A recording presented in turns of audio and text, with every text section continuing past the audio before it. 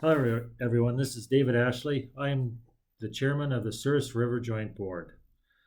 We are pleased to be able to present the preliminary design for the bridge improvements at Mouse River Park in Renville County.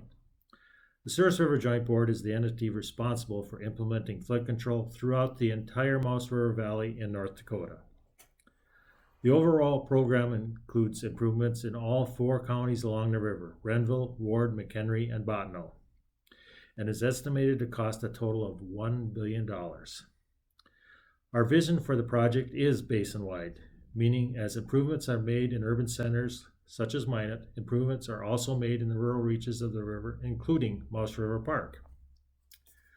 While our preference would have been to visit the Renville County residents face to face, this video presentation will allow us to inform you of the proposed project at the Mouse River Park so that you may ask questions regarding the project, and we can exchange information in a socially distant virtual manner. The overall purpose of this phase of the project is to remove a hydraulic bottleneck created by the existing box culverts beneath the west entrance road into Mouse River Park, and to create a roadway that is more resilient to overtopping so that two means of egress are more readily available to residents, visitors, and emergency response personnel serving Mouse River Park. Additionally, this new bridge will be compatible with future planned levee that has been designed to handle a flood similar to what occurred in 2011. This project is being designed by HDR Engineering, and Troy Borchard of HDR Engineering will lead the balance of the presentation. Thank you for your time and your interest in this project. We look forward to serving the residents of Renville County.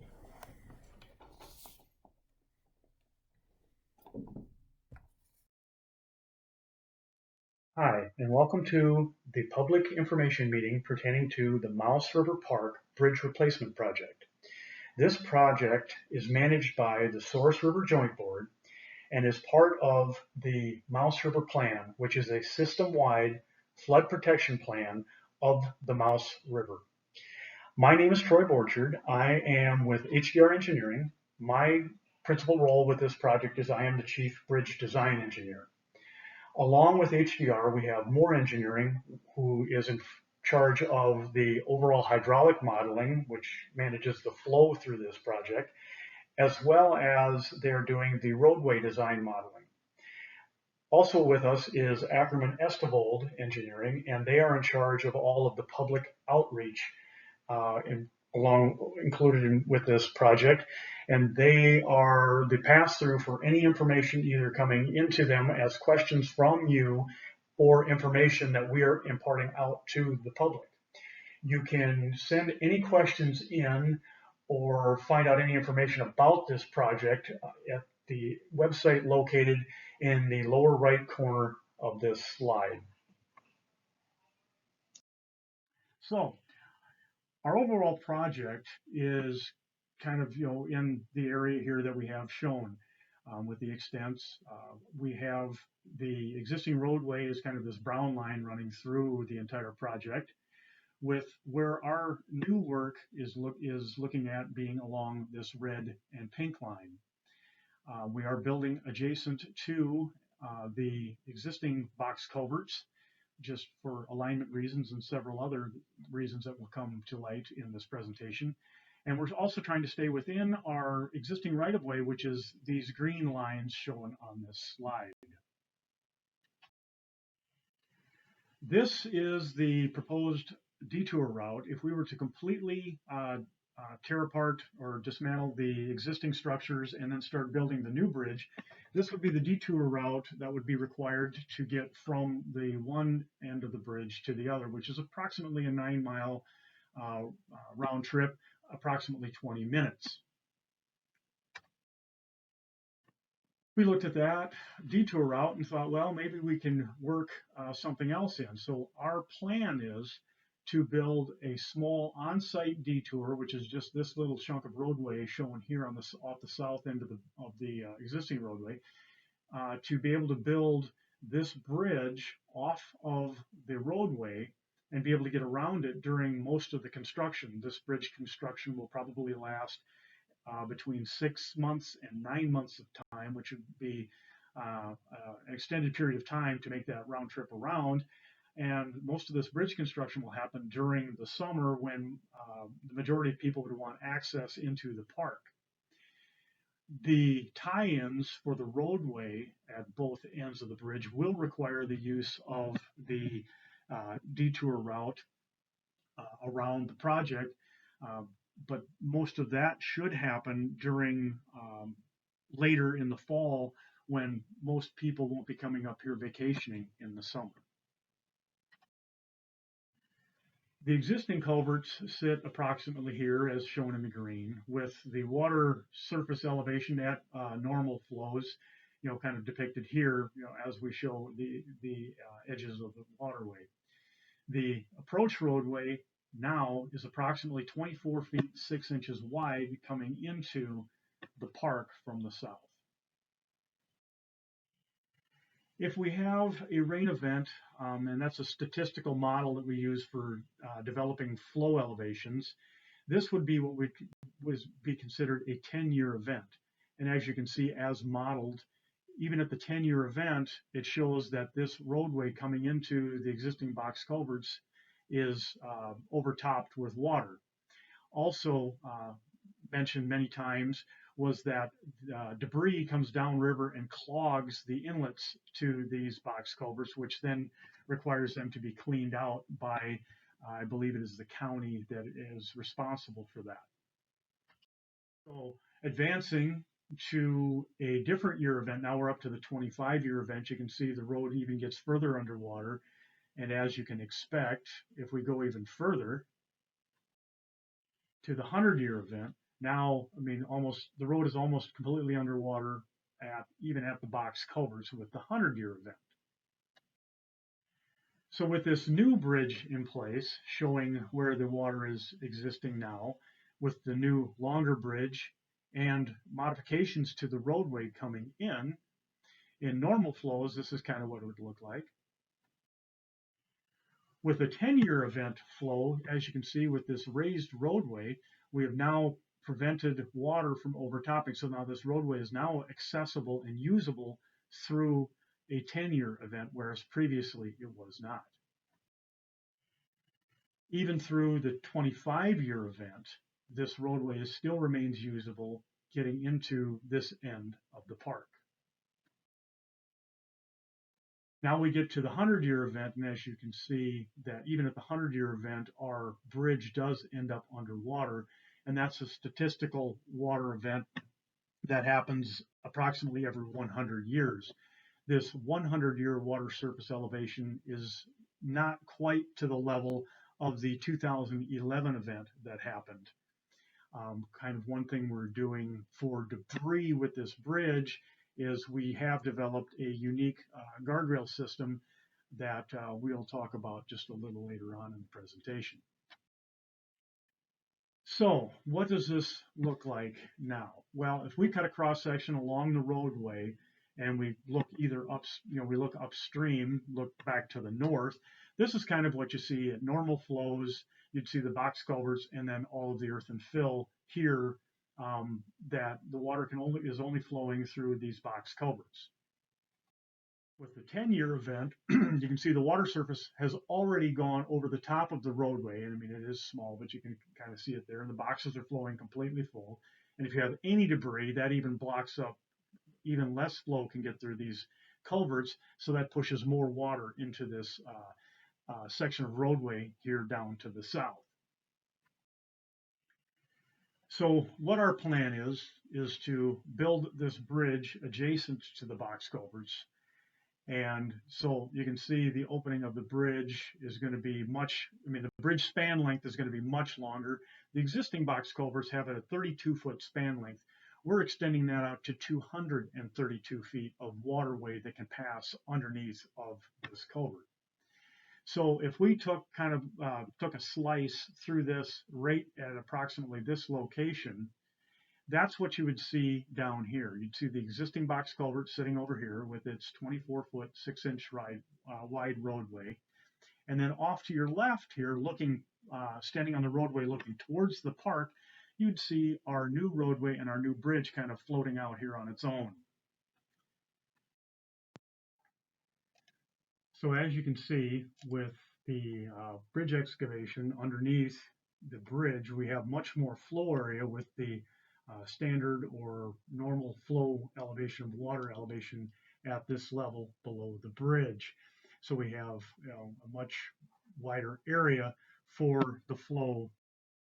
At the 10-year event, as you can see, we still have plenty of flow area, and we have a lot less area for debris to catch in because we have a much more open area that will not catch tree branches, etc., that are trying to be transported downstream. And we still have room beneath our bridge, between the bridge and the water surface elevation, to make that happen. So we don't have as many issues with that. So what happens now? We're at the 25-year event, still clearance under the bridge, and you see you can still use the roadway. Now we advance to the 100-year event, and you can see with the 100-year event, now the bridge has actually gone underwater due to the elevation of the water surface at that level of flow.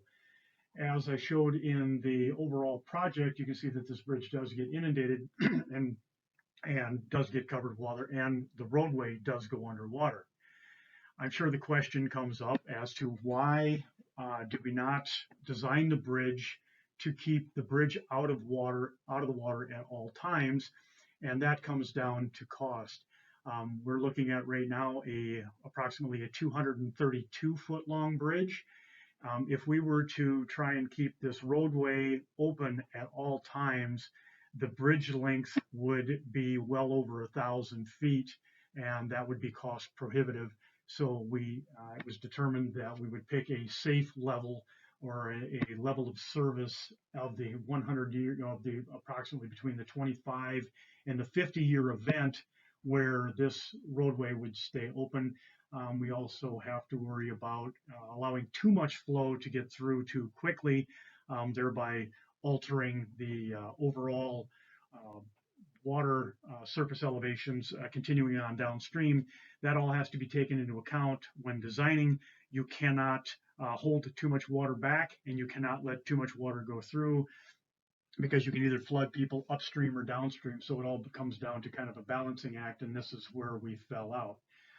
As I stated about the bridge guardrail, this kind of unique system, this system uses normal highway guardrail, which is called W-beam, as the barrier up top, and that is bolted to just vertical posts which sit in pockets on the sides of the bridge. That longitudinal guardrail can be unbolted in sections and be left attached to these posts. These posts are held in pockets with one bolt. You pull the bolt out, you lift this out, and then this is just the only thing blocking flow then is just this deck, which is approximately 18 inches thick, thereby not catching any floating debris in the guardrail, causing extensive damage and backing up water that we. So the overall project area, as shown earlier, is within these limits. These dark black dashed lines show the work limits as to where we intend the work to be. Our right-of-way limits are shown by these lines with the X's in them. So this is kind of the beginning area of our project, and as you can see, our work limits are still shown here in the dark dashed line. The roadway improvements are up in here in the darker gray, and this is kind of, like I say, the beginning of our project.